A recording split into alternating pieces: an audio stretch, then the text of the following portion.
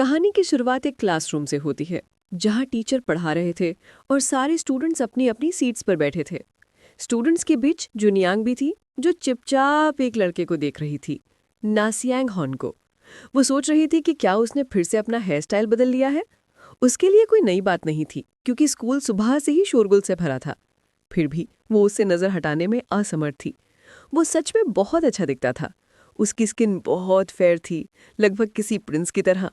उसका face, eyes, knows, mouth सब कुछ बहुत परफेक्ट लगता था। शुरू में तो लगता था कि नासियांग जैसे लड़के का इस छोटे से गांव वाले स्कूल में होना अजीब है, लेकिन उसकी काम और कॉन्फिडेंट पर्सनालिटी के कारण वो यहाँ बिल्कुल फिट दिखाई देता था। सबको लगता था कि उसकी पर्सनालिटी ही उसे यहाँ एडजस्ट करवाती है। लेकिन जूनियांग के मन में अभी एक बात परेशान कर रही थी। उसका स्कूल में ट्रांसफर होना भी बहुत अचानक हुआ था। फिर भी उसने आते ही पूरे स्कूल का ध्यान खींच लिया और सबके बीच उसे प्रिंस कहा जाने लगा। उसी दौरान टीचर ने नासियांग को बुलाया और पूछा कि क्या उसने अच्छी नींद ली है और उसे बोर्ड पर आकर एक मैथ प्रॉब्लम सॉल्व करने को कहा।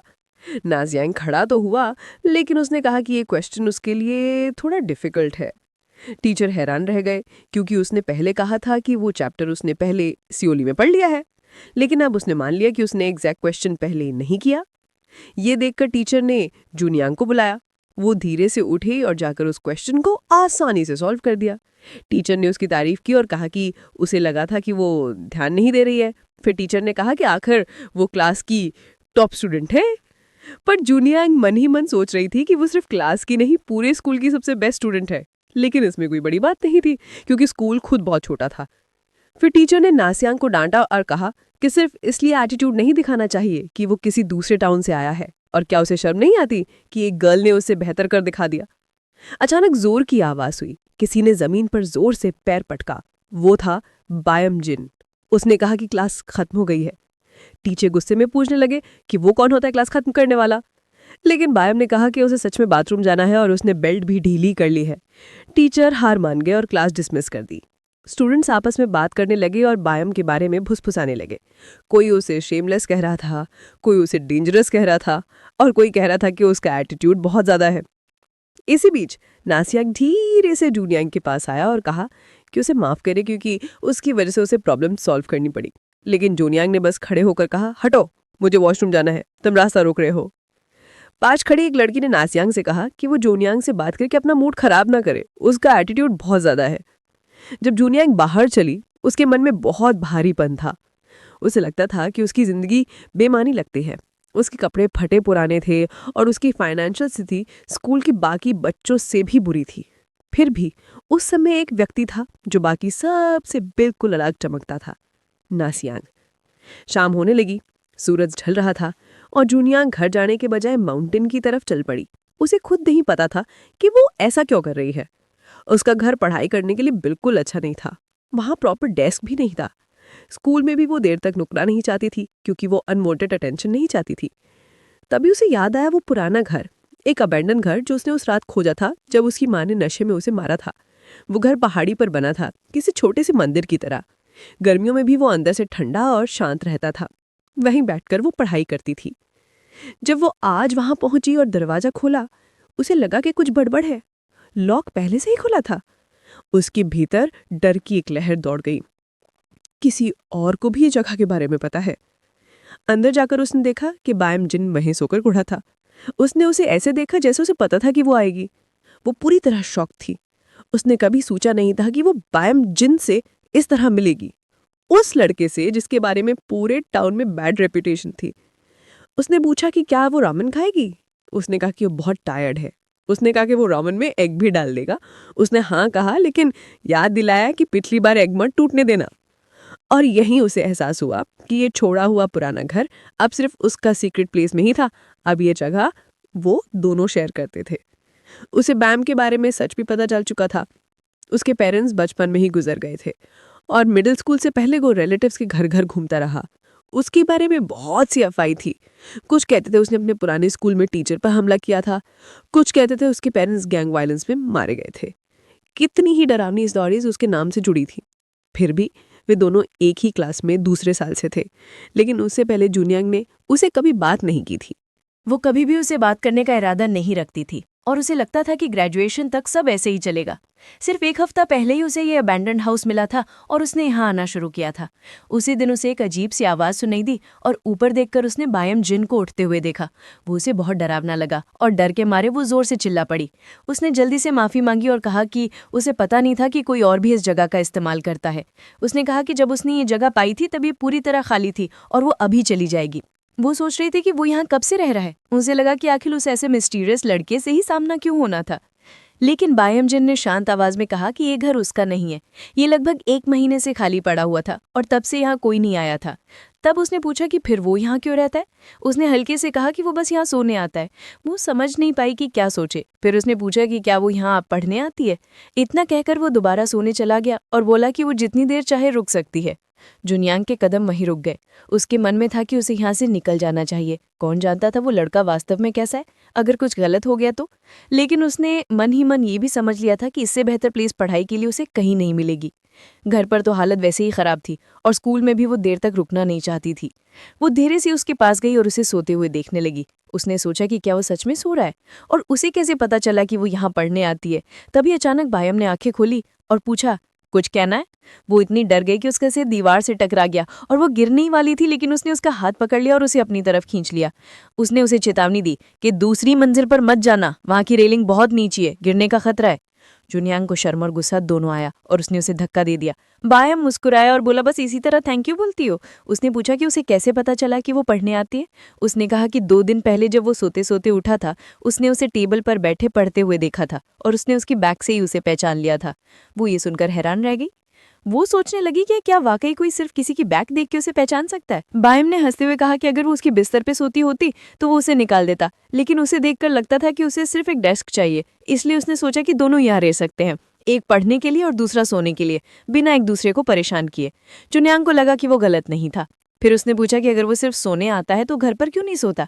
बायम मुस्कुरा पर बोला, तुम अपने घर पर क्यों नहीं पढ़ती? इस एक सवाल से जुनियांग समझ गई कि उसकी भी अपनी वजहें हैं। उसने पूछा कि क्या ये जगह सच में खाली है, अगर कोई आ गया तो? बायम शांत स्वर में बोला कि तब वे दरवाजा लॉक कर लेंगे और की आपस में शेयर कर लेंगे। जुनियांग ने पूछा कि वो जगह शेयर क्यों करना चाहता है, अकेले रखना उसके लिए ज्यादा आरामदायक होता। बायम ने फिर कहा कि उसका विश्वास है कि वे आपस में समझौता कर सकते हैं। फिर उसने पूछा, क्या तुम की लोगी या नहीं? जुनियांग ने कहा, हाँ मुझे की चाहिए। बायम ने सिर हिलाया और कहा कि वो अपनी जगह की ओर चली जाए। फिर जुनियांग के मन में ये सवाल आया कि क्या ये अरेंजमेंट सच में लंबे समय तक चलेगा।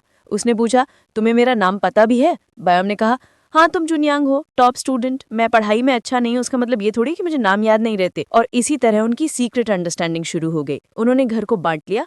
बायम ऊपर की मंजिल पर सोता था और जुनियांग नीचे की मंजिल पर पढ़ाई करती थी। स्कूल में उनके बीच कुछ नहीं बदला, वो बात भी नहीं करते थे, पर धीरे धीरे बायम रामेन लाने लगा और दोनों साथ में खाने लगे। धीरे धीरे छोटी छोटी बातों से बातचीत शुरू हो गई। लेकिन एक अजीब चीज थी, रामेन हमेशा बायम ही बनाता था। एक बार जब एग का योग टूट गया तो जुनियांग ने पूछा उसने कितने एग्स डाले थे। उसे योग टूटना पसंद नहीं था। बायम ने कहा कि जब दोनों एक ही पॉट में रामेन बना रहे हो तो टेस्ट मैच करना मुश्किल होता है, वो चाहे तो अपना अलग बना ले। तब उसने पूछा, तुम्हें क्या पसंद नहीं है? बायम ने बिना सोचे कहा, तुम्हारा एटीट्यूड। उसी वक्त उसके स्पून से थोड़ी रामेन सूप जुनियांग की शर्ट पर गिर गई। वो नाराज हो गई। बायम ने कहा, घर जाकर धो लेना। जुनियांग चिढ़ गई। वो उसे पूरा दिन पहनने की सोच रही थी। अगर उसके हाथ थोड़े बड़े होते तो शायद वो उसे पंच कर देती। बायम हंसते हुए बोला, तुम चाहो तो उसे उतार दो, मैं धो दूं। वो शौक में रह गई, वो ये क्या बोल रहा है। लेकिन वो शांत स्वर में बोला, क्योंकि गलती मेरी है इसलिए मैं साफ कर दूं। उसने फिर सिर दीवार से टकरा दिया। बायम हंसा और बोला, सिर मारना तुम्हारा नया हॉबी है क्या? तुम इतनी स्मार्ट हो कि दिमाग में जगह नहीं बची। जुनियांग ने उसे चुप रहने को कहा। तभी अचानक बायम ने अपनी शर्ट उतार दी। वो घबरा थी। उसने कहा, तुम मेरी शर्ट ले लो और अपनी मुझे दो, मैं उसे वॉश कर दूंगा। जुनियांग ने सोचा, कपड़े धोना कितना मुश्किल है और शाम को पानी भी ठंडा हो जाता है। तो उसने उसकी शर्ट ले ली और कहा कि वो बाहर वेट करे। कुछ देर बाद उसने उसे अंदर बुलाया और अपनी गंदी शर्ट दी। बायम ने उसे देखा पर लिया नहीं। वो बोली, क्यों, अब मन बदल गया क्या? बायम ने धीरे से कहा, ऐसी बातें फिर मत कहना। वो कुछ समझ नहीं पाई और वो बिना जवाब दिए चला गया। जुनियांग रामेन खाती रही और उसे चुपचाप देखती रही। उसे ये देखना थोड़ा मजेदार लगा कि इतना बड़ा लड़का डोमेस्टिकेटेड काम कर रहा है। उसका बॉडी भी काफी फिट था, उसके पीठ पर कोई टैटू नहीं था और उसकी शर्ट की स्मेल भी सरप्राइजिंगली अच्छी थी।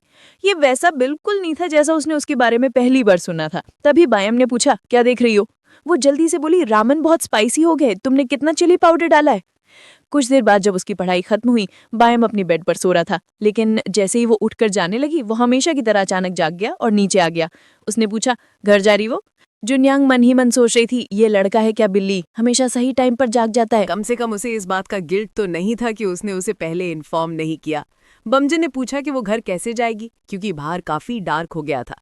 जुनयांग ने हल्के से पूछा, क्या वो उसके लिए वरी कर रहा था? उसने मजाक में कहा कि अगर वो चाहे तो उसे घर तक वॉक करके छोड़ दे, लेकिन उसके चेहरे को देखते ही उसने जल्दी से बात बदल दी और बोली कि कोई बात नहीं, उसके पास फ्लैशलाइट है, उसी से चली जाएगी।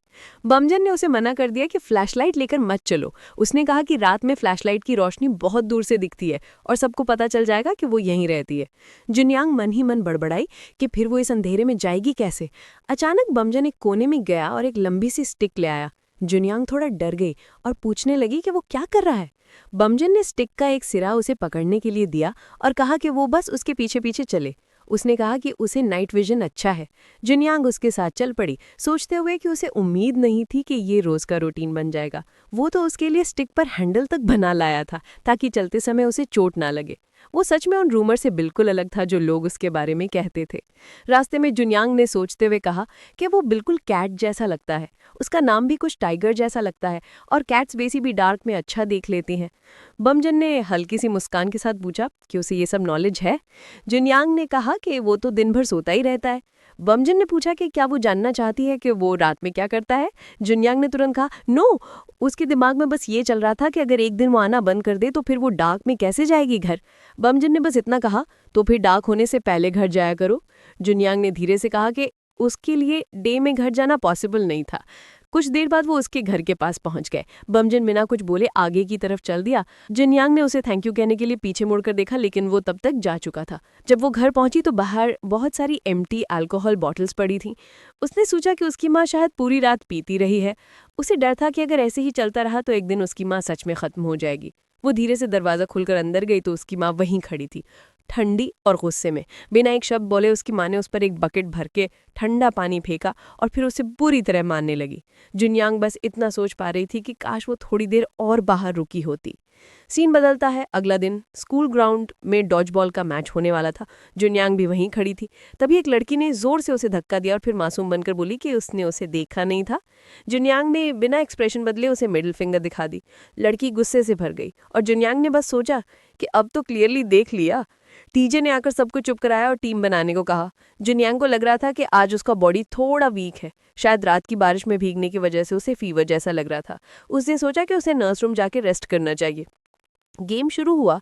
एक लड़की बार बार बॉल को पकड़कर जानबूझकर उसकी तरफ फेंकने से बच रही थी, जैसे वो उसे गेम से निकालना चाहती हो। फिर एक लड़की सियांग ने कहा कि इस बार वो फेंकेगी। जुनयांग की हालत और ख़राब हो गई थी। वो शायद अब और खड़ी भी नहीं रह सकती थी। तभी सियांग ने जोर से बॉल फेंकी और वो सीधे जुनयांग को लगी।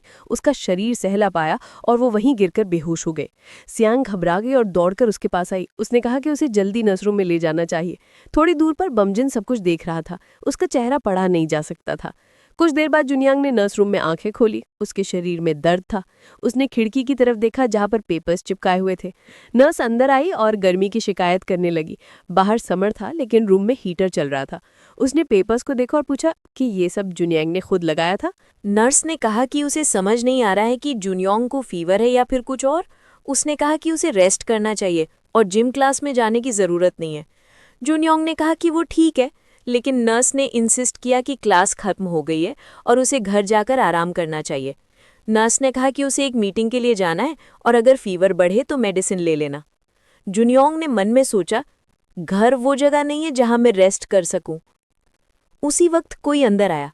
नर्स ने झांक कर देखा और बोली कि कोई उसे देखने आया है। जुनयांग हैरान थी। इस स्कूल में कौन उसे देखने आएगा? उसके दिमाग में सिर्फ एक नाम आया, सियांग। सियांग अंदर आया और सॉफ्टली पूछा कि क्या वो जाग गई है। जुनयांग शॉक थी। वो यहाँ क्या कर रहा था? सियांग ने कहा कि वो सिर्फ ये चेक करने आया था कि वो ठीक है या नहीं। वो ब्रेक के दौरान भी आया था लेकिन तब वो सो रही थी। उसे सच में बरी हुई थी। उसने कहा कि उसे लगा कि कहीं उसे हॉस्पिटल ले जाने की ज़रूरत ना पड़ जाए। उसने पहले कभी किसी को इस तरह फेंट होते नहीं देखा था, और वो भी उसके फेंके हुए बॉल के कारण। वो गिल्टी लग रहा था। लेकिन जुनयांग जानती थी कि वो फ्लू की वजह से फेंट हुई थी, बॉल की वजह से नहीं। उसने सोचा कि उसका मिसअंडरस्टैंडिंग होना नॉर्मल था। जुनयांग ने थोड़ी सूखी आवाज़ में कहा, तुमने बॉल बहुत ज़ोर से फेंका था। अब तुम्हें देखने आए हो कि कितनी डैमेज हुई है? सियांग ने तुरंत मना किया। उसने कहा कि उसने पहले ही नोटिस कर लिया था कि वो ठीक नहीं लग रही थी। डॉजबॉल के समय भी उसे लग रहा था कि वो गिरने वाली है। उसने सोचा कि अगर वो उसे हिट कर देगा तो वो गेम छोड़कर रेस्ट कर सकेगी। शायद उसने थोड़ा ज्यादा जोर से फेंक दिया। उसने सॉफ्टली माफी मांगी। जुनियोंग उसे देखती रही। क्या कोई इतना ऑनेस्ट हो सकता है? उसने थैंक यू तक नहीं कहा था, लेकिन उसका वर्ल्ड बहुत वार्म था, बिना दर्द वाला। जुनियोंग ने हल्की सी मुस्कान देकर कहा कि उसे कोई बड़ी चोट नहीं आई, कम से कम हड्डी तो नहीं टूटी। सियांग भी मुस्कुराया और बोला, गुड। उसने पूछा कि क्या वो खुद खड़ी हो सकती है। फिर जुनियोंग ने धीरे से पूछा कि क्या हीटर भी उसी ने ऑन किया था और विंडो पे पेपर्स वहीं लगा कर गया था, लेकिन सियांग के चेहरे से साफ था कि उसे कुछ पता ही नहीं था। जुनियोंग सोची कि सिंपल थैंक यू कहना इतना मुश्किल क्यों था। अचानक सियांग ने पीछे से उसका हाथ पकड़ लिया। उसने कहा कि वो तेज मन चले, उसकी तबीयत ठीक नहीं है। उसी समय बमजिन अंदर आ गया। जुनियोंग ने तुरंत सियांग का हाथ झटके से छोड़ दिया। सियांग ने बमजिन से पूछा कि क्या वो भी बीमार है, लेकिन टीचर पहले ही जा चुका था। जुनियोंग के दिमाग में 1000 थॉट्स घूम गए। क्या सियांग को लगा कि बमजिन उसके लिए आया है? ऐसा कैसे हो सकता है? बमजिन क्यों आएगा उसके लिए? लेकिन बमजिन कुछ बोला ही नहीं। वो बस चुपचाप कबर्ड से मेडिसिन निकालकर बाहर चला गया। जुनियोंग उसे जाते देख सोचने लगी कि वो कितना ज्यादा कूल बनने की कोशिश करता है। अगर वो उसे देर तक देखती रहे तो शायद ये कपड़े धोकर शुरू कर दे ताकि नजर न मिले। सियांग ने कहा कि उसके और बमजिन के बीच अभी भी ऑकवर्डनेस है। जुनियोंग ने सोचा, सिर्फ तुम ही नहीं, इस स्कूल में कोई भी उसके सामने कंफर्टेबल नहीं होता। फिर उसने सोचा, मेडिसिन क्यों लेने आया था, शायद अगली बार पूछूं। सियांग ने उसे घर छोड़ने की ऑफर दी, लेकिन जुनियोंग ने तुरंत मना कर दिया। उसने सोचा, मैं नहीं चाहती कोई जाने कि मैं कहाँ रहती हूँ। बाद में जुनियोंग माउंटेन हाउस के बाहर थी। दरवाज़ा अभी तक लॉक था। इसका मतलब बमजिन अभी तक वापस नहीं आया। वो बहुत थकी हुई थी, शरीर में वीकनेस थी, लेकिन एग्जाम आने वाले थे, उसे पढ़ना था। वो अपनी टॉप पोजीशन नहीं छोड़ सकती थी। ये एक चीज़ थी जिस पर उसे प्राइड था, लेकिन उसकी बॉडी उसे अलाउ नहीं कर रही थी। उसे फीवर फिर से महसूस हो रहा था। उसने सोचा कि थोड़ी देर रेस्ट कर लेती हूँ। वो बमजिन के बेड पर लेट गई। उसने सोचा, बैटल से पहले रेस्ट जरूरी है। बेड सॉफ्ट था, लेकिन ये उसका बेड था। अगर वो गुस्सा हो गया तो? लेकिन वो सोचते सोचते ही सो गई। कुछ घंटे बाद वो अचानक जागी और सामने जो दिखा उसे देखकर वो डर से चीख उठी। उसका दिल जैसे रुक गया। उसी पल बमजिन ने तुरंत उसका हाथ पकड़ लिया और शांत करने की कोशिश की। वो हल्के से बोला कि ये बस वो है। जुनियोंग शर्मिंदा होकर उसे दूर धकेल देती है और धक्का इतना अचानक था कि उसकी सिर दीवार से जा टकराती है। वो दर्द से करहाता है और गुस्से में सांस छोड़ता है। जुनियोंग गुस्से से उसे देखती है, जैसे वो सोच रही हो कि वो उसके करीब क्यों आया।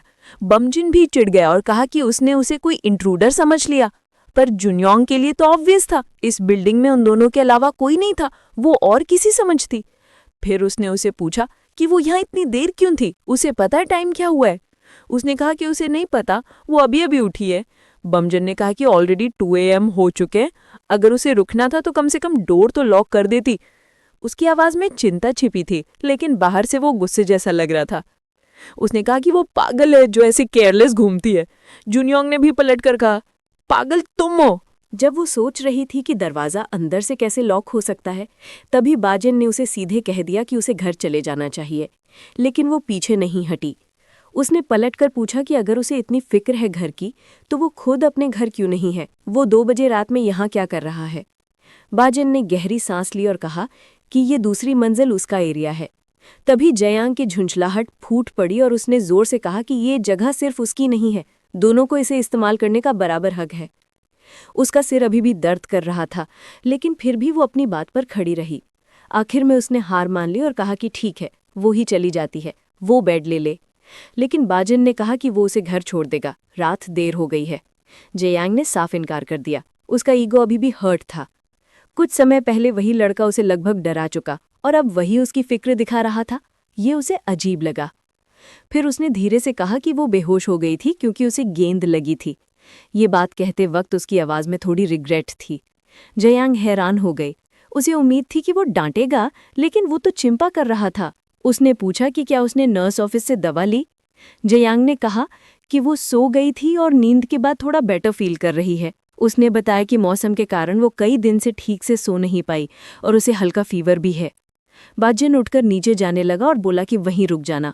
उसने देखा कि वो बिना लाइट के आसानी से चल रहा था, जैसे अंधेरे में भी सब दिख रहा हो।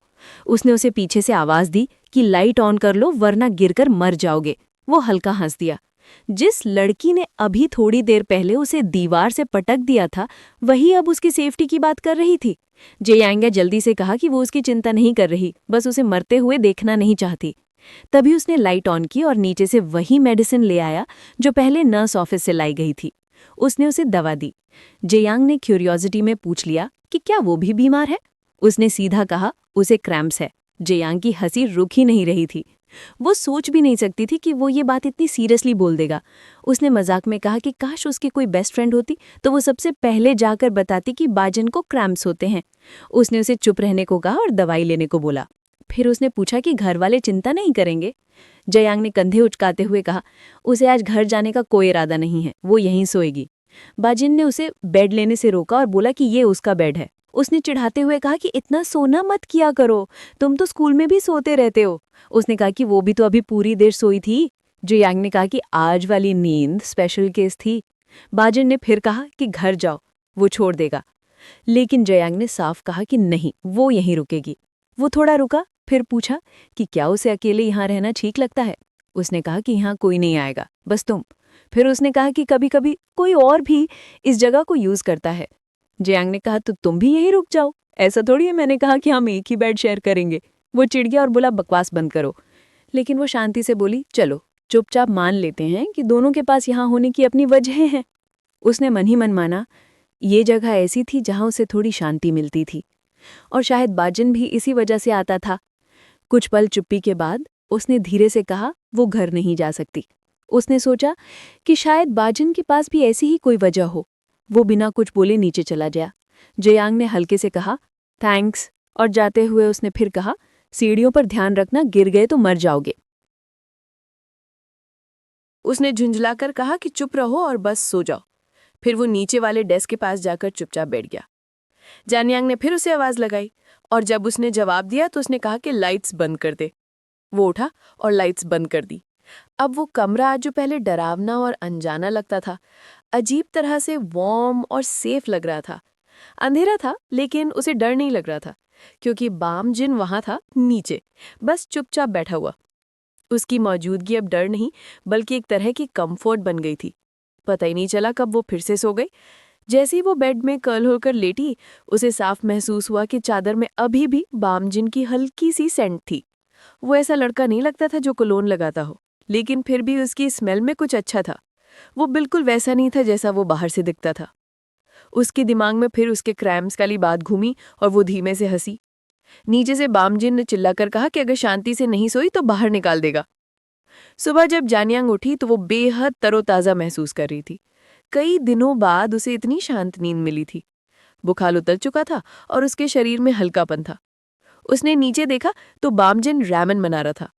उसकी खुशबू से उसके चेहरे पे हल्की सी मुस्कान आ गई। सुबह के नाश्ते में रैमन उसे परफेक्ट लगा। उसने क्यूरियोसिटी में पूछा क्या उसके घर पे कोई रैमन फैक्ट्री वगैरह है। वो उसे खाली चेहरे से देखता रहा, कोई जवाब नहीं। जब वो नीचे आ रही थी तो उसने उसके लिए लाइट्स ऑन कर दी। उसने कहा कि वो अंधेरे में भी मैनेज कर सकती है, लेकिन उसने कहा कि उसे उसका डेड बॉडी उठाकर ले जाने का कोई शौक नहीं है। वो हंस पड़ी और बोली वैसे भी अगर कुछ हुआ तो शक तो तुम पर ही जाएगा। वो बात उसे मजेदार नहीं लगी। उसने पूछा क्यों मुझ पर। वो बोली क्योंकि मैं अपनी पसंद की बेड किसी और को लेने नहीं दूंगी, और फिर हंसने लगी। उसने बड़बड़ाते हुए कहा तुम्हारे जोक्स बहुत बुरे हैं। वो बोली फिर भी तुमसे अच्छे हैं। उसने उसके बिखरे बालों को देखा और पूछा बाल नहीं धोने। उसने कहा खाना खा लेने तो फिर धो लूंगी। वो उसे रैमन खाते हुए देखती रही और सोचा शायद इसे सिर्फ रैमन बनाना ही आता है। फिर उसने पूछा ये टॉवल तुम्हारा है, बस एक ही है। उसने हेयर प्रोडक्ट हाथ में ले लिया। उसे लगा बामजिन आज बिना बाल धोई बाहर निकल जाएगा, जिस पर कोई कुछ बोले भी नहीं। लेकिन उसके खुद के बाल भारी और ग्रीसी लग रहे थे। वो ऐसे बाहर नहीं जा सकती थी। कोई भी उसके बालों पर ध्यान नहीं देता। बस बामजिन ने मजाक में कहा कि शियांग वैन को पड़ता है। शियांग वैन को उसकी हेयर की क्या परवाह। फिर बामजिन ने पूछा तुम घर नहीं जाओगे स्कूल से पहले। उसने कहा पहले पानी गर्म कर ले, आज बहुत ठंड है। जानियांग ने कहा तुम ऊपर जाकर थोड़ा रेस्ट कर लो, मैं बाल धोकर तुम्हें उठा दूंगी। वो पहले मना करता रहा लेकिन फिर ऊपर चला गया और बोला, मुझे मत जगाना, मैं सोने जा रहा हूँ। जब वो बाल धोकर बाहर आई, उसने उसे शांति से सोते हुए देखा। उसे देखकर लगा अगर ये इतनी मेहनत पढ़ाई में कर दे जितनी सोने में, तो शायद उसे मार्क्स में भी हराने लगे। पहली बार उसे सच में क्यूरियोसिटी हुई, आखिर बामजिन के ग्रेड्स कैसे होते हैं। स्कूल पहुंचते ही वो तीनों लड़कियां फिर से उसका इंतजार करती हुई। उनमें से एक लड़की ने पूछा कि अब तबीयत ठीक है। जुनियांग ने विनम्रता से कहा हाँ और उसका शुक्रिया किया। दूसरी लड़की ने थोड़ा मायूस होकर कहा कि वो तो पूरी तरह ठीक लग रही है। जुनियांग को अंदर ही अंदर इरिटेशन महसूस हुई, सुबह सुबह इससे मिलना ही क्यों था। फिर उस लड़की ने इल्जाम लगाया कि उसने कल जानबूझकर बेहोश होने का नाटक किया, सिर्फ सियांग वान का अटेंशन पाने के लिए। उसने कहा कि जुनियांग ऐसी हरकतें करके बिल्कुल बेवकूफ लगती है। जुनियांग समझ नहीं पा रही थी कि सब ये क्यों सोचते हैं कि उसे सियांग वान में इंटरेस्ट है। लड़की ने हार नहीं मानी, कहती रही कि सब जानते हैं वो उसे पसंद करती है। वो उसे देखती रहती है और फिर प्रिटेंड करती है जैसे कुछ फर्क ही नहीं पड़ता। जुनियांग ने थोड़ा सोचा, शायद वो उसे इसलिए देखती थी क्योंकि वो बाकी लोगों से अलग था, और शायद वही अलगपन उसे बेचैन करता था। उसे अचानक बॉमजिन की पहले कही हुई बातें याद आईं। लड़की ने कहा अगर जुनियांग सच में सियांगवान को पसंद करती है तो उसे मान लेना चाहिए। फिर उसने चोट करने वाली बात कह दी, शायद वो सही तरह से फीलिंग्स एक्सप्रेस करना नहीं सीख पाई क्योंकि उसकी माँ वैसी थी। लेकिन उसने कहा वो ये बात किसी को नहीं बताएगी। जुनियांग हैरान और गुस्से में थी, उसकी माँ का इससे क्या संबंध। तभी सियांगवान वहां आया। उसने पूछा कि अब वो ठीक है, कहा कि अगर तबीयत अभी भी खराब है तो वो। लेकिन जुनियांग ने उसे काटते हुए साफ कहा कि उसने पहले ही कहा था उसकी चिंता मत करो, और वो वहां से चली गई। हॉल से गुजरते हुए उसने बॉमजिन को देखा। एक पल उनकी नजरें मिली, फिर उसने तुरंत नजरें झुका ली और आगे बढ़ गई। क्लास में बैठकर भी उसके दिमाग में वो बात घूमती रही, वो लड़की उसकी माँ के बारे में क्या समझ सकती है। उसकी माँ अलग थी, टूटी हुई, और उस टूटन का असर हमेशा जुनियांग पर गिरता रहा। कभी वो अपनी माँ की बहुत चिंता करती थी, लेकिन फिर माँ बार बार नशे में आकर उसे मारती। घर की हालत बदतर थी, गरीबी थी, लेकिन हर गरीब इंसान ऐसा नहीं होता। उसकी माँ के अंदर कुछ बहुत पुराना दर्द था जो धीरे धीरे उसे खा रहा था। कुछ समय पहले माँ घर के कोने में पैसे छोड़ने लगी। जुनियांग ने एक बार पूछा क्या वो पैसे इस्तेमाल कर सकती है। कोई जवाब नहीं। तो उसने उन पैसों से पुराने टेक्स्ट बुक्स खरीद लिए। माँ ने कभी कुछ नहीं पूछा। धीरे धीरे वो पैसे लेना एक आदत बन गई। कम से कम माँ उसके लिए इतना तो कर रही थी। लेकिन उसने सोच लिया कि अगर माँ ने उसे इस दुनिया में लाया तो कम से कम प्यार तो दे सकती थी, कुछ कम दर्द वाला बचपन तो दे सकती थी। तभी अचानक टीचर अंदर आए और सिर पर हल्का सा थपकी देकर डांटने लगे, कहते हुए कि अच्छे मार्क्स का मतलब ये नहीं कि वो क्लास में सपने देखे।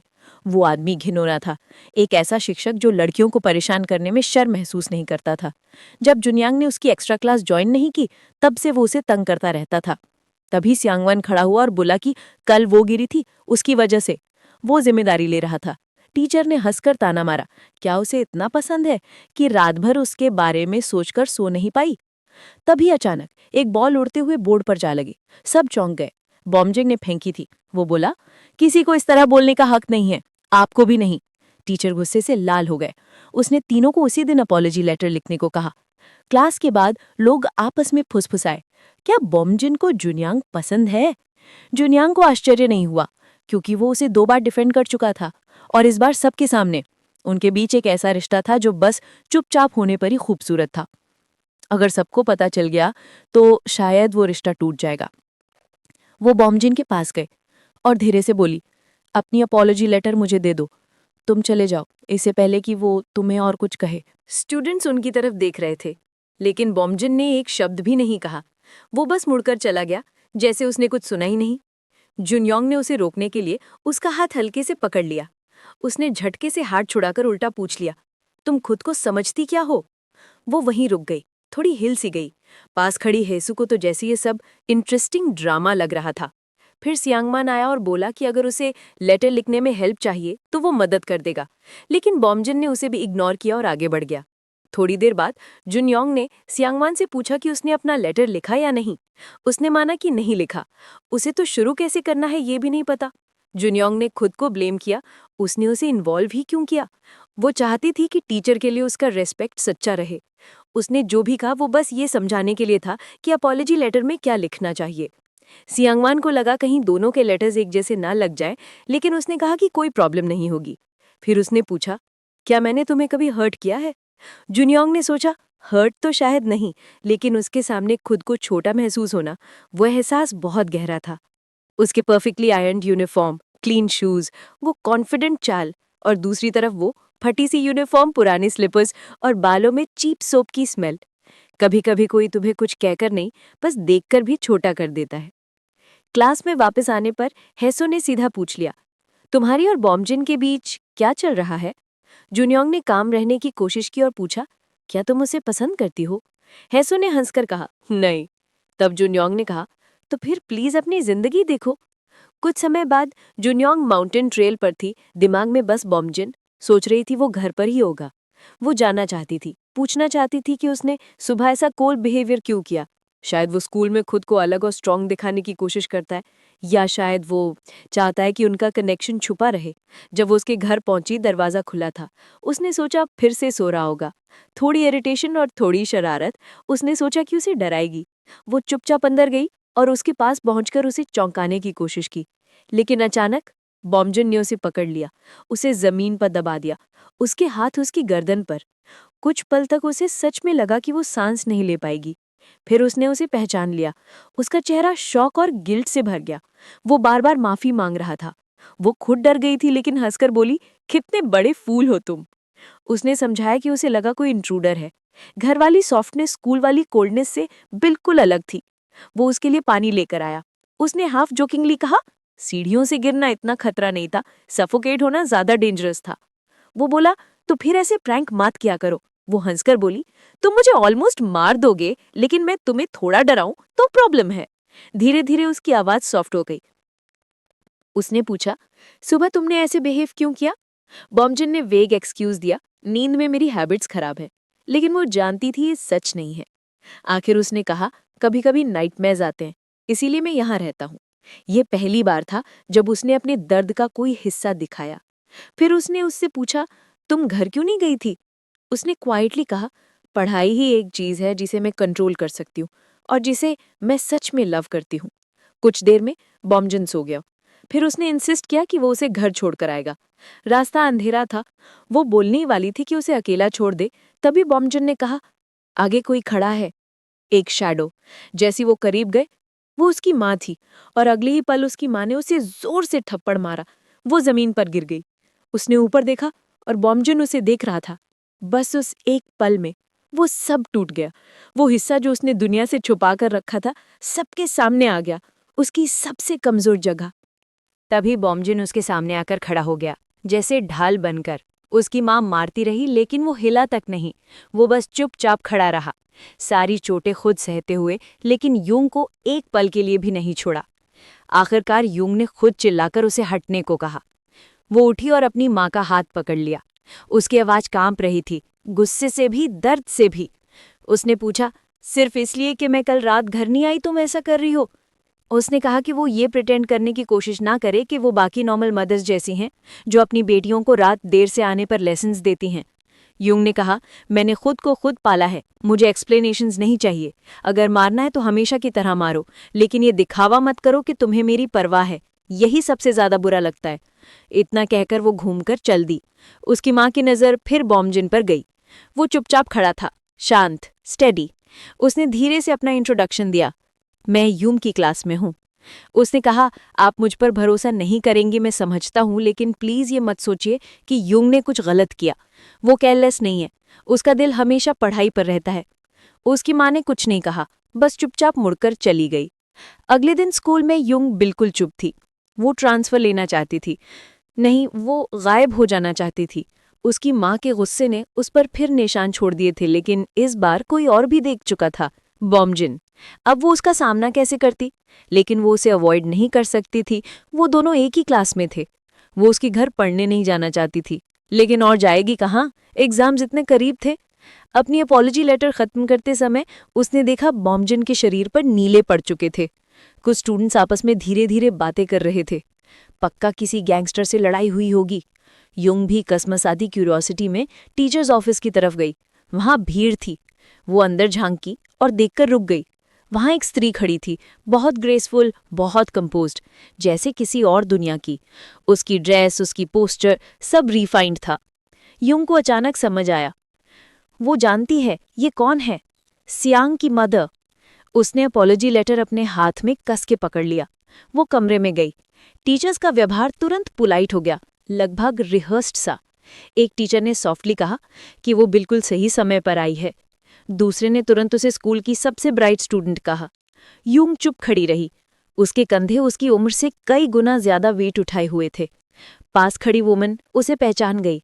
अच्छा, ये वही लड़की है जो सियांग की बॉल लगने से बेहोश हुई थी। योंग ने तुरंत कहा, वो इतना बड़ा मैटर नहीं था। लेकिन वुमन काम और कंट्रोल रही।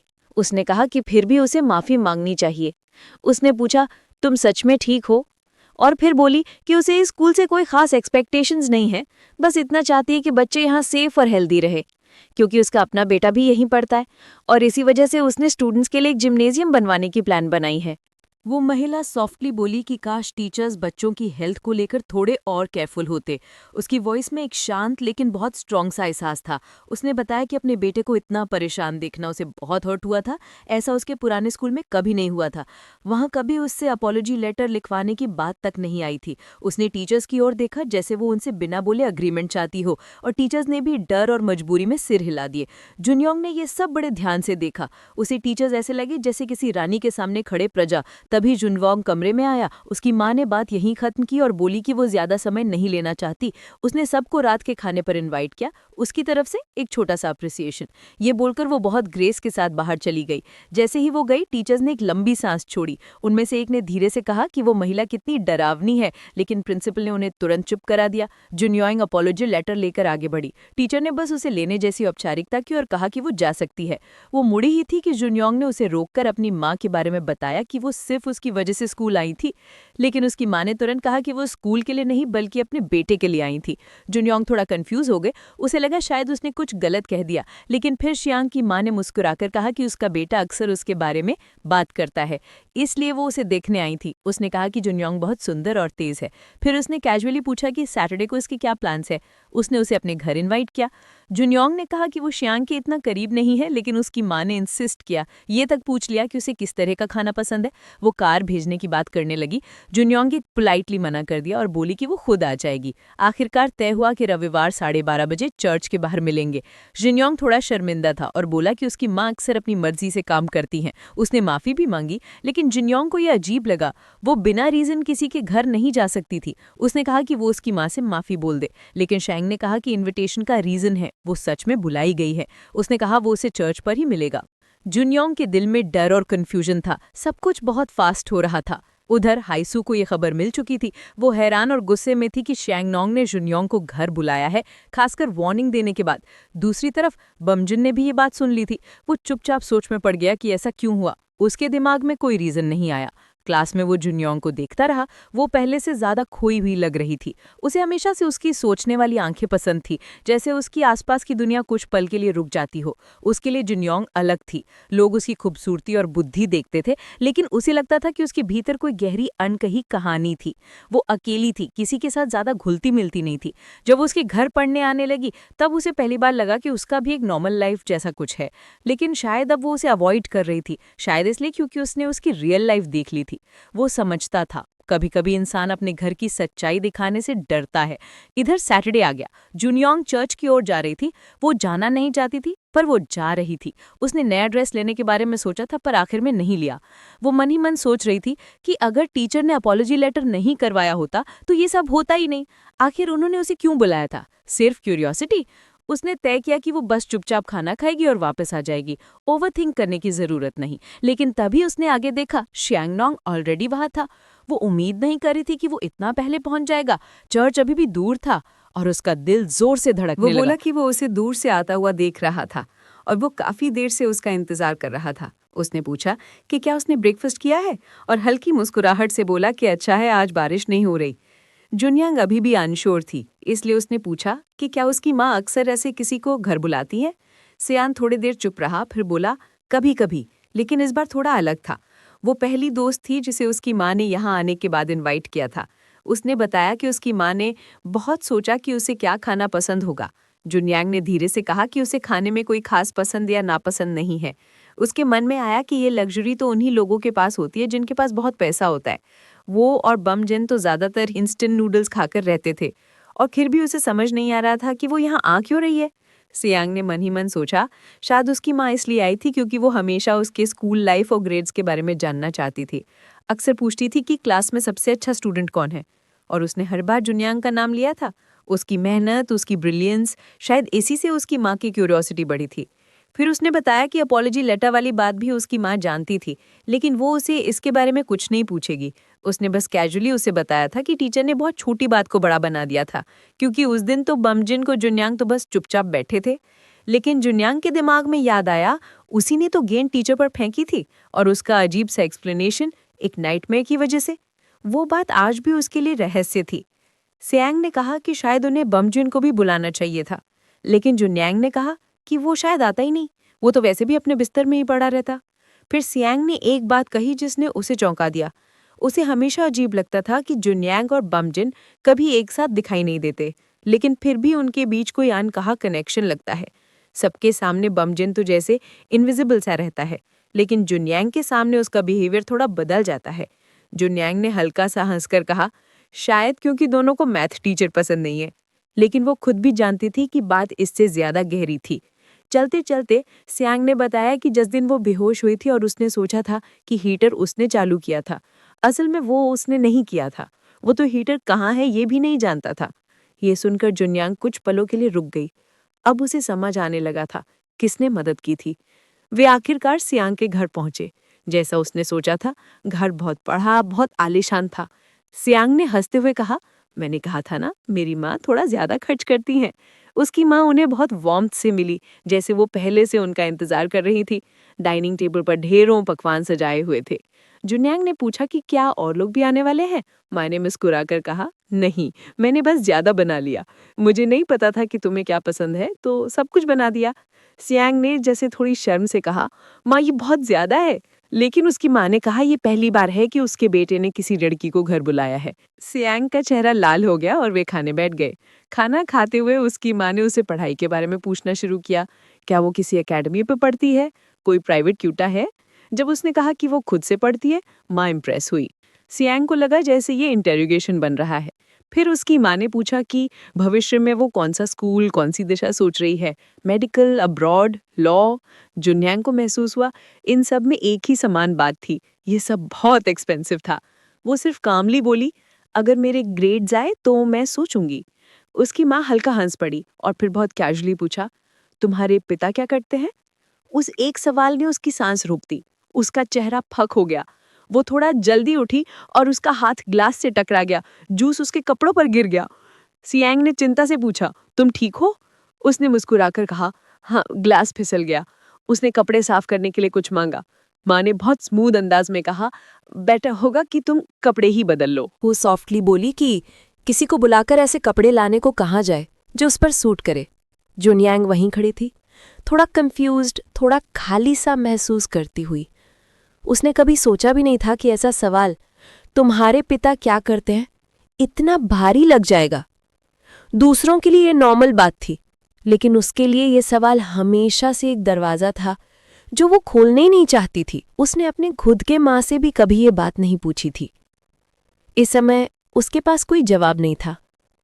थोड़ी देर बाद असिस्टेंट ने कहा कि वो जल्दी लौट आएगा। जुनियांग चुपचाप बैठ गई। अंदर एक खालीपन सा महसूस हुआ। वो सोच रही थी कि क्यों जो चीज़ें दूसरों के लिए सिंपल होती हैं वही उसके लिए शर्म बन जाती हैं। क्यों उसे हमेशा डर रहता है कि लोग उसे नीचे देखेंगे। तभी सियांगमुन की माँ वापस आई। उनके हाथों में कपड़े थे।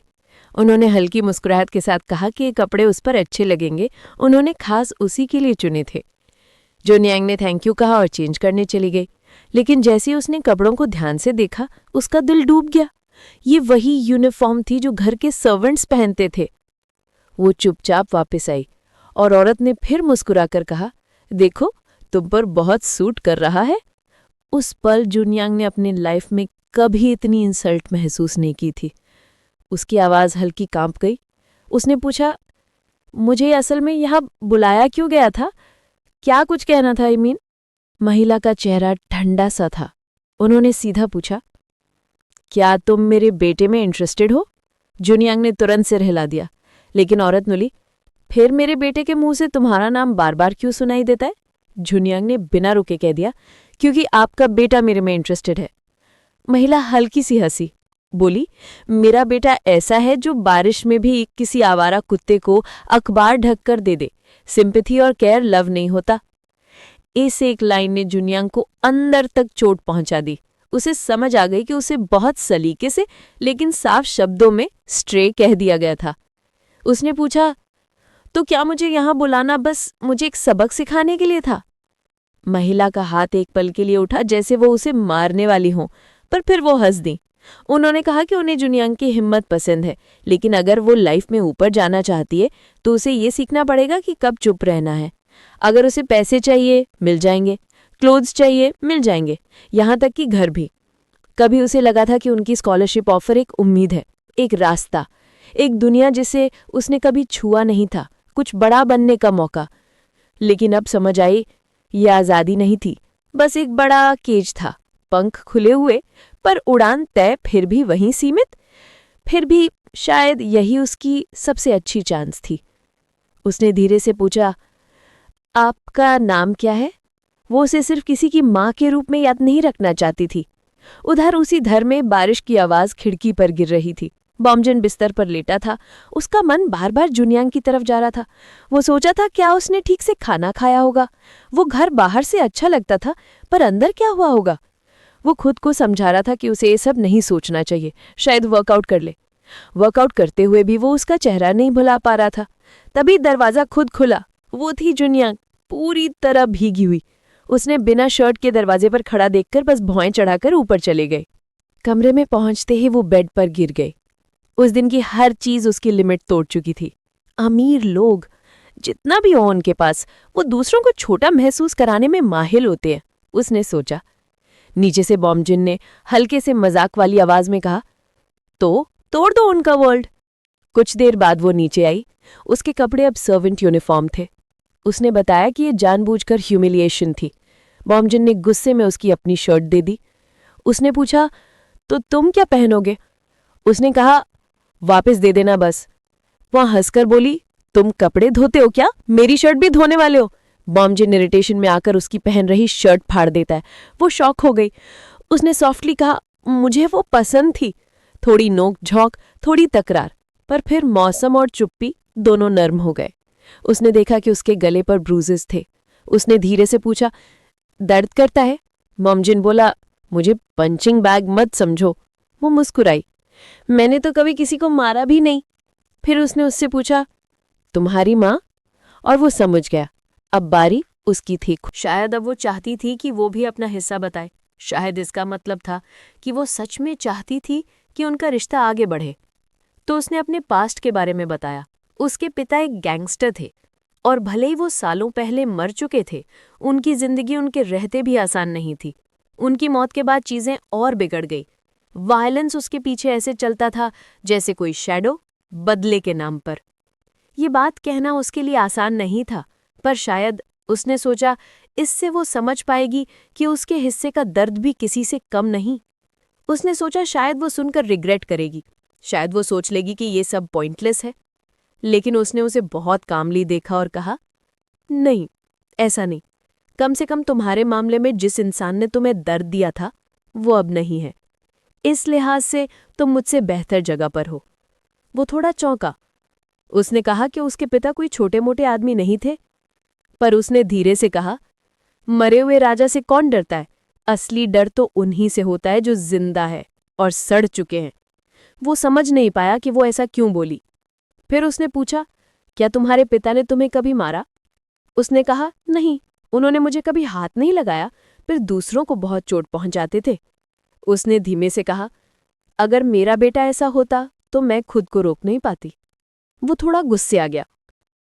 ऐसी बेवकूफ़ी की बातें मत बोलो। वो हंसने लगी। उसे समझ आया वो भी अपनी ताकत दिखाने का शौकीन है, ठीक अपने पिता की तरह। उसने उसे चढ़ाया, तुम्हारे पिता भी तुम्हारी तरह सोना पसंद करते थे क्या? अगर हाँ तो शायद वो सफल गैंगस्टर नहीं थे। उसने डिफेंड किया, मैं ज्यादा नहीं सोता। वो बोली, तुम दिन में 18 घंटे सोते हो और मैं मुश्किल से 5 घंटे। उसने कहा कि जब वो आंखें बंद करता है दुनिया उससे दूर हो जाती है, कोई उसे डिस्टर्ब नहीं करता। वो बोली, तो क्या तुम सो नहीं रहे होते, बस बिस्तर पे पड़े रहते हो? अचानक वो उठ खड़ा हुआ। उसने पूछा, कहाँ जा रहे हो? वो बोला, रामेन बनाने। तुम भी नीचे आकर पढ़ाई कर लो, तुम्हें रीडिंग बहुत पसंद है ना? जैसे ही वो जा रहा था उसने पीछे से कहा, एग मत तोड़ देना। वो पलटा और उसने पूछा, वहां क्या हुआ था, खाना क्यों नहीं खाया? उसने कहा, मत पूछो, उस घर में एक चुड़ैल रहती है, मैं बस बचकर निकली हूं। उसने पूछा, कितने एग्स चाहिए? वो बोली, 2। उनकी नजरें मिली। एक पल को पता चला वो एक ही हाइट पर खड़े थे। उसने धीरे से उसके गाल को टच किया और टॉवल देते हुए बोला, बाल सुखा लो, कोल्ड लग जाएगी। वो हल्की हंसी, क्योंकि जो आधा नंगा खड़ा था वो उसे सर्दी से बचा रहा था। और फिर भी जब उसने उसकी तरफ देखा, उसका चेहरा हल्का सा लाल हो गया। अगले दिन स्कूल में वो खामोश बैठी थी। उसके दिमाग में बस एक नाम, बॉमजिन। वो कभी कभी ऐसे बिहेव करता था जैसे कोई शांत तूफान, धीरे से लेकिन दिल पर असर छोड़कर। वो उसे अपने कपड़े देता था जब वो भीग जाती थी। वो उसके इंसल्ट होने पर गुस्सा हो जाता था। वो उसकी कमजोरी जानता था पर कभी उसका इस्तेमाल नहीं करता था।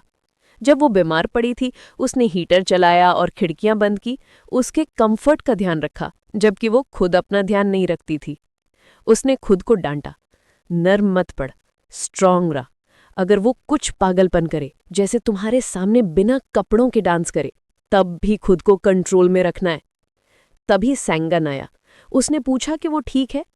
वो धीरे से बोली, हाँ। उसने वो कपड़े लौटाए जो उसने पहले उधार लिए थे, और फिर हिचकिचाते हुए कहा कि अगर उसकी माँ ने कुछ ऐसा कहा हो जिससे उसे चोट लगी हो तो वो माफ़ी चाहता है। वो उसे देखती रही। वो सच में ऐसे प्रिंस जैसा लगता था जो कांच के टावर में पला हो, दुनिया की सच्चाई से दूर। वो बस मुस्कुरा दी, लेकिन अंदर बहुत कुछ चल रहा था। तभी टीचर आई और कहा, आज ग्रुप प्रोजेक्ट के लिए पेयर्स बनाने हैं। वो मनी मन थक गई थी। उसे ग्रुप वर्क से नफरत थी। वो अकेले रहना चाहती थी। फिर उसने सोचा, अगर बीएमजे के साथ पैर बना ले तो सबको नॉर्मल लगेगा, वो साथ घर भी जा सकते हैं। पर तभी संगन ने पूछा, क्या तुम मेरे साथ पार्टनर बनोगी? उसने बिना सोचे ना कर दिया। उसने पूछा, किसी और के साथ ऑलरेडी प्लान्ड है? वो अंदर से अनईजी हो गई। शायद वो भी बॉमजिन का नाम सोच रहा था। उसी समय हैसू आ गई। उसने इंसिस्ट किया कि वो उसके साथ पैर बनाए। जुनियांग ने कहा, मुझे नहीं लगता हम अच्छा काम करेंगे। हैसू बोली, मेरे पास कुछ इंपॉर्टेंट बताने को है। जुनियांग का दिल बैठ गया। शायद फिर उसकी माँ की बात। उसने सोचा, अगर दर्द झेलना ही है तो कम से कम अपने हाथों से झेलूं। और वो हैसू के साथ अग्री कर गई। सांगन जाते हुए बोला, तुम दोस्त बनाने का तरीका बड़ा अजीब रखती हो। उसने नजर उठाई। बीएमजे फिर सो रहा था, जबकि वो अभी कह रहा था कि वो ज्यादा नहीं सोता। बाद में टेरेस पर हैसू बोली, तुम्हें शुक्रगुजार होना चाहिए कि मैं तुम्हारे साथ यहां बात कर रही हूं। टेरेस पर हेसू ने उससे पूछा, तुम संगन के घर क्यों गई थी? जुनियांग ने बताया, उसकी माँ ने बुलाया था। पर हेसू ने कहा, उसकी माँ रेड लाइट एरिया में दिखी है, शर्म से पैसा कमा रही है, और वो इतनी सुपीरियर एक्ट करती है जैसे वो बाकी लोगों से अलग हो। जुनियांग का दिल हिल गया। उसने पूछा, ये किसने कहा? हेसू बोली, मेरे पिता ने देखा। जुनियांग ने पूछा, तो तुम्हारे पिता वहां क्या कर रहे थे? हेसू का चेहरा बदल गया। उसने झूठ कहा, बिजनेस मीटिंग। लेकिन जुनियांग बोली, वहां डे टाइम में सिर्फ बार होते हैं और लोग उन्हीं से छुपने आते हैं। इतना सुनकर हेसू ने उसे जोर से थप्पड़ मारा। जुनियांग ने उसका चेहरा पकड़कर रेलिंग पर ढकेला और बोली, अगर तुम रूमर फैलाना चाहती हो तो फैलाओ, लेकिन सोच लो, अगर कोई तुम्हारे घर की बातें बोलना शुरू कर दे तो क्या होगा? तभी रूफटॉप पर कुछ डेंजरस सीनियर्स आ गए, लेकिन फिर बामजिन वहां पहुंच गया। एक लड़के ने फुसफुसाया, ये वही है, ड्रैगन टैटू वाला। सारे लड़के चुप हो गए। उसके एक स्टेयर में जवाब था। फिर उसने हेसू को बुलाया और बस पूछा, ये हेयर पिन कहाँ से ली? उसे लगा शायद वो कन्फेशन होगा, पर वो बस हेयर पिन के बारे में था। फिर भी उसे वो पल बचा गया। फिर उसने हेसू को बुलाया और बस पूछा, ये हेयर पिन कहाँ से ली? उसे लगा शायद वो कन्फेशन होगा, पर वो बस हेयरपिन के बारे में था। फिर भी उसे वो पल बचा गया। जिन्याक घर जाते हुए परेशान थी। वो जानती थी उसकी माँ गलत नहीं थी। वो बस सर्वाइव कर रही थी, बस जी रही थी, आगे बढ़ने की उम्मीद के बिना। शाम को बामजिन आया। उसने पूछा, रैमन खाओगी? उसने मना किया, पर उसने 2 पैकेट्स वैसे ही बना दिए। वो गुस्सा हुई। उसने हंसकर कहा, उसने उससे कहा कि बस ऐसे ही प्रिटेंड करते रहो कि कुछ पता नहीं। तब जुनियांग ने कहा कि उसे वो लोग बिल्कुल पसंद नहीं जो अपनी बात अधूरी छोड़ देते हैं। उसने उसे अक्यूज किया कि उसने उसे रूफटॉप से इसलिए नहीं खींचा कि वो उसे बचा रहा था, बल्कि इसलिए कि वो ये छुपाना चाहता था कि उनके बीच कुछ चल रहा है। वो थोड़ा रुक कर बोला, हमारे बीच? मतलब क्या? उसे नहीं लगा कि हमारे बीच कहना कोई गलत था। आखिर जब उसने बास्केटबॉल फेंका था तब भी लोग दोनों को एक साथ जोड़ रहे थे। यहां तक कि हेसू ने भी उससे पूछा था कि क्या उनके बीच कुछ चल रहा है। जुनियांग बोली, अगर तुम इतनी चिंता करते हो कि लोग क्या सोचेंगे तो फिर मेरी लाइफ में दखल देना बंद कर दो। वो शांत रहा और याद दिलाया कि वो पहले भी कह चुका है कि वो स्लीप में बातें करता है। उसका कहना था कि उसके पास रहकर कुछ अच्छा नहीं होगा। जुनियांग ने पूछा, क्यों? तुम्हारी रेपुटेशन की वजह से? फिर खुद ही बोल पड़ी, मुझे तो उसकी कोई परवाह नहीं। वो बोला, लेकिन मुझे है और बाकी लोगों को भी। उसने फिर कहा, चलो अभी भी स्टोव हॉट है। जुनियांग अब थोड़ी काम थी। सोचा कि शायद वो वापस अपने स्टडी पे ध्यान दे सकती है, पर फिर दिल के अंदर कुछ रुक गया। क्यों उसे लगा कि वो कुछ देर और वहीं रहना चाहती है। आखिर उसने धीरे से पूछा, उस दिन तुम मुझे अकेला छोड़कर क्यों गए थे? उसकी आवाज में एक अजीब तरह की बेचैनी थी। जिन ने तुरंत महसूस किया। वो हल्का सा घबरा गया। उसने अपने तरीके से पूछा, क्या उन लड़कों ने कुछ किया था? जुनियांग ने इसे बस टालते हुए कहा, नहीं, उन्होंने बस कहा कि मैं प्रिटी हूं, और बात बदल दी। रामेन में एक ही एग डालना, ज्यादा पकाना मत। वो खुद को मन ही मन डांट रही थी। क्या हो रहा है मेरे साथ? क्यों मैं इतना सोच रही हूं? कंट्रोल में रहो, कुछ भी एक्स्ट्रा मत फील करो। पर फिर भी अंदर कुछ बदल रहा था। घर जाते समय वो सोच रही थी कि बामजिन उसके बारे में क्या सोचता होगा। सुबह उसकी लड़ाई की वजह से वो शायद बहुत एंग्री लगी होगी, स्टबर्न, इमोशनल। क्या अब वो उसे डिफिकल्ट समझेगा? पर फिर उसने खुद से कहा, ये मैटर भी करता है क्या? शायद ये सब मिसअंडरस्टैंडिंग थी।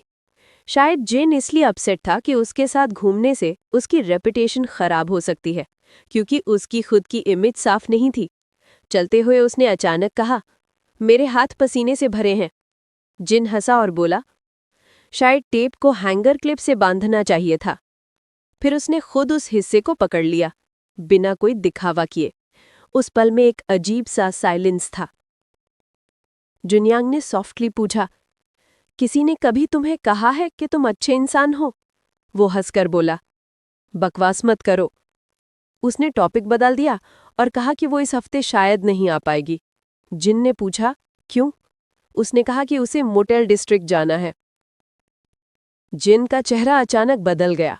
उसने पूछा, क्यों जाना है वहां?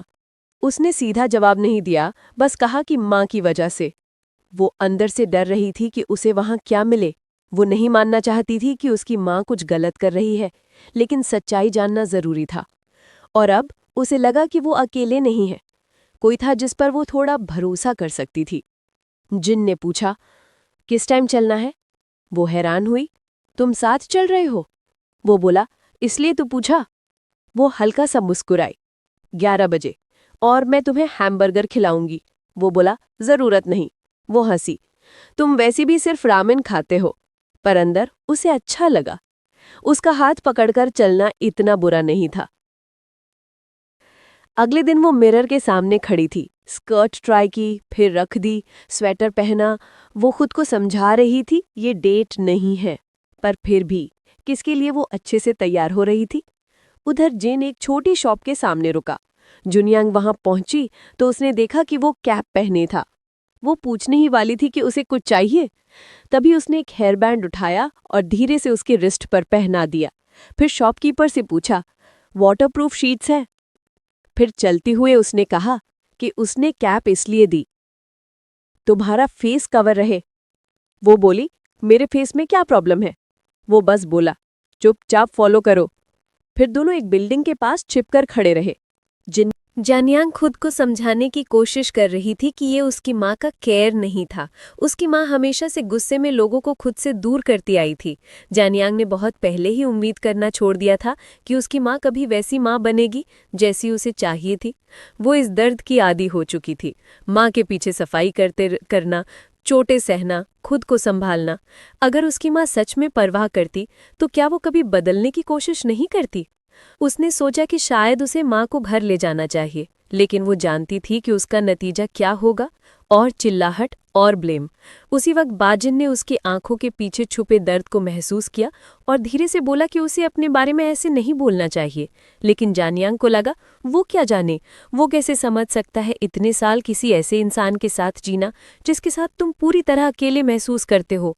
उसने कभी जिंदगी खुलकर महसूस नहीं की, एक बार भी नहीं। और अगर उसकी माँ उसकी जिंदगी में नहीं होती, वो बात पूरी ही नहीं कर पाई, क्योंकि बाजिन ने चुपचाप उसे अपनी बाहों में ले लिया। उसका आलिंगन गर्म और शांत था, जैसे कह रहा हो, कहने की जरूरत नहीं, मैं यहाँ हूँ। और उसी पल जानियांग टूट गई। उसकी आंखों से आंसू बहने लगे, दिल चुपचाप रो रहा था। क्यों माँ, ऐसा क्यों? थोड़ी देर बाद बाजिन ने देखा कि उसके हाथ में फिस्ट इतनी जोर से बंधी हुई थी कि नाखूनों ने उसकी त्वचा तक छेद दिया था। हल्का सा खून निकल रहा था। उसने पूछा, दर्द नहीं हो रहा? जानियांग ने बस धीमी आवाज में कहा, आज का दिन मैं कभी नहीं भूलूंगी। वो दोनों साथ चलते रहे। चुप्पी में भी एक सुकून था, एक समझ। कुछ देर बाद बाजिन ने कैजुअली पूछा, हैमबर्गर खाना है? लेकिन उसकी इच्छा नहीं थी। वो बोली, उसे कुछ भी खाने का मन नहीं। बाजिन हंसते हुए बोला कि इंस्टेंट रामेन भी खाने का मन नहीं कर रहा।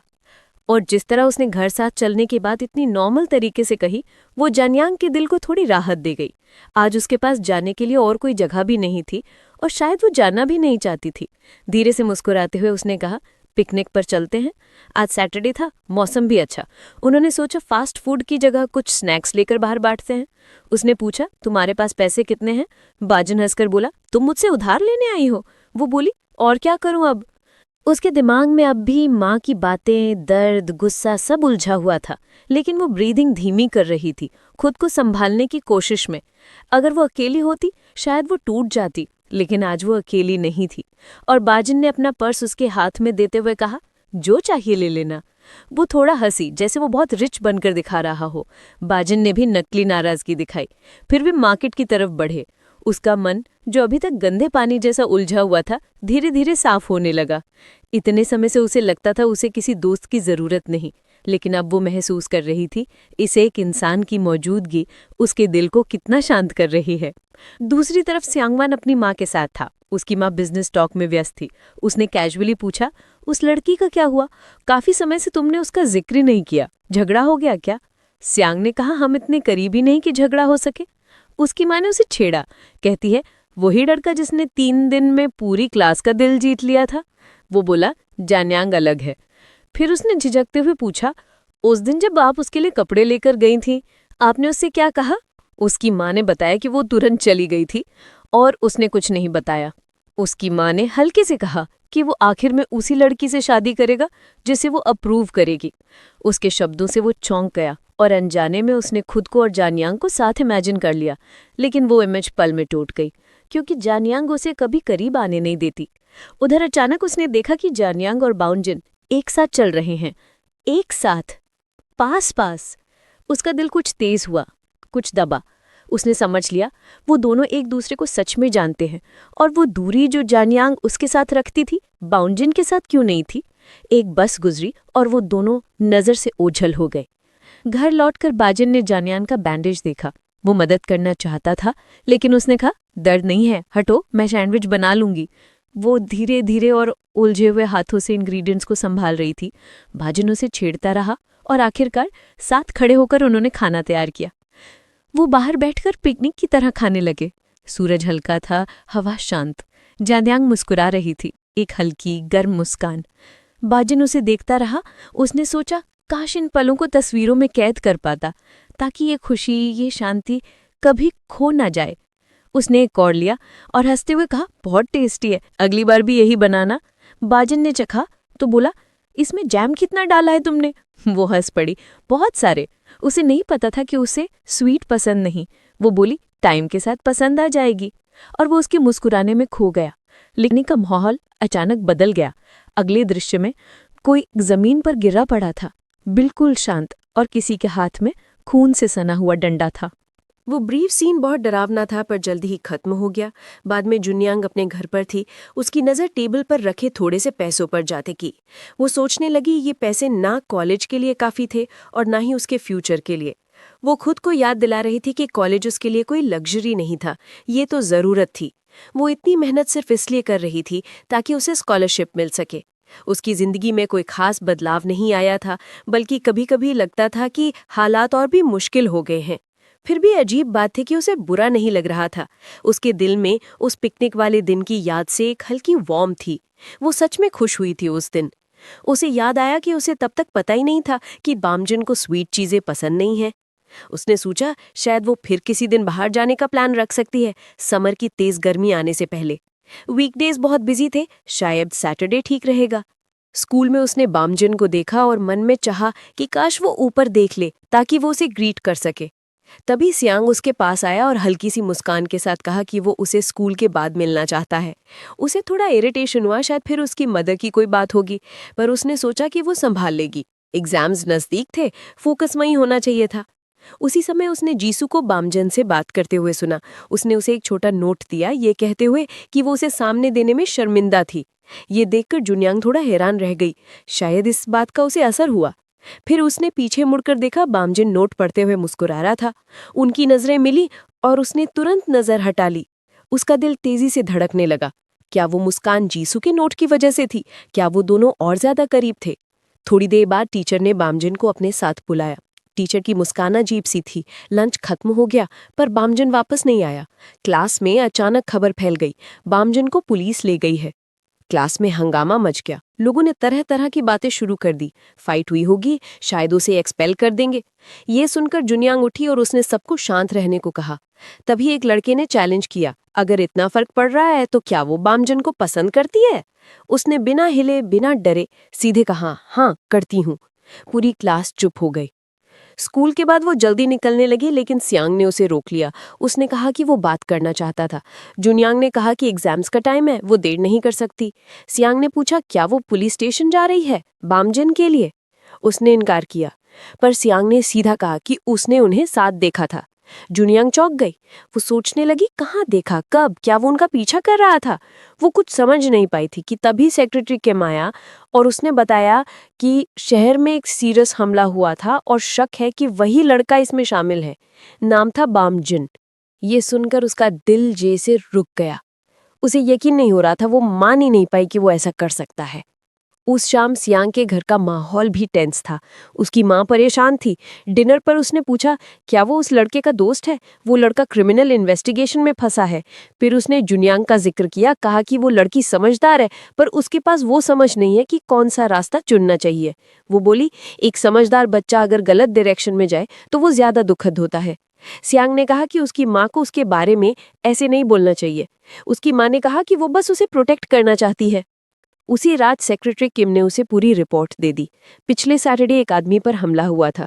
उसे कई बार एक ब्लंट वेपन से मारा गया था। वो अभी भी बेहोश था। होश खोने से पहले उसने बस इतना कहा कि अटैकर लंबा था, काले कपड़ों में था। पुलिस ने आसपास की दुकान से पूछताछ की। एक हार्डवेयर स्टोर के मालिक ने कहा कि उसने उस लड़के को एक एली की तरफ जाते देखा था। उसके साथ तो एक लड़की थी जिसने ब्लैक कैप पहना था। छोटा शहर था, चेहरों को पहचानना मुश्किल नहीं था। पुलिस ने रिकॉर्ड्स मैच किए और नाम सामने आया, बामजन। वही लड़का जिसका नाम हमेशा ट्रबल से जुड़ा हुआ पाया जाता था। दुकानदार की बात सुनकर पुलिस ने तुरंत रिकॉर्ड चेक किया और नाम क्लियर हो गया। बामजन वो वही लड़का था जिसके बारे में पहले से स्कूल वायलेंस की रिपोर्ट मिल चुकी थी, और अब ये मामला उससे भी ज्यादा सीरियस था, इसलिए पुलिस ने उसे क्वेश्चनिंग के लिए ले लिया था। स्कूल में वापस ये खबर धीरे धीरे पूरे कैंपस में फैल गई। कुछ स्टूडेंट्स शॉक में थे, कुछ लोग क्यूरियोसिटी में विस्पर कर रहे थे और कुछ ने तो जैसे पहले से ही उसे गिल्टी मान लिया था। लेकिन जुनियांग का दिल जैसे किसी ने कस के पकड़ लिया हो। उसे याद था कि उस सैटरडे के दिन वो बामजन के साथ थी। उन्होंने साथ खाना शेयर किया था, हंसे थे, बात की थी। वो जानती थी कि उस वक्त वो किसी क्राइम सीन में नहीं था। मतलब कोई गहरी गड़बड़ी थी। या तो किसी ने उसे फंसाया था या फिर कोई बहुत बड़ा मिसअंडरस्टैंडिंग था। उसने खुद को समझाया कि उसे पैनिक नहीं करना चाहिए, पर उसका दिमाग लगातार उसी बात पर अटका था। बामजन अभी कहाँ होगा, क्या वो ठीक है? वो जानती थी कि अगर वो घर पहुंचा होगा तो उसकी दादी की हालत और भी खराब होगी, और अगर पुलिस ने उसे रात भर रखा तो ये सोचकर ही उसके गले में जैसे रुकावट सी हो गई थी। घर पहुंचते ही उसने अपना बैग फेंका और बिना सोचे सीधे उस शहर की उस डायरेक्शन में चल दी जहां से बामजन के घर की तरफ रास्ता जाता था। उसके स्टेप्स तेज थे, ऑलमोस्ट दौड़ के जैसे। सूरज ढल चुका था और स्ट्रीट लाइट्स जलने लगी थी, पर उसे कोई फर्क नहीं पड़ रहा था। चलते चलते उसके दिमाग में फिर वो मोमेंट आया। क्लास में उसने सभी के सामने कहा था कि हाँ, उसे बामजन पसंद है। वो बात उसके अपने ही दिल में गूंज रही थी। वो कोई इम्पल्सिव आंसर नहीं था, वो सच था। लेकिन अब सब बदल गया था। अब ये सिर्फ लाइकिंग नहीं थी, ये ट्रस्ट थी।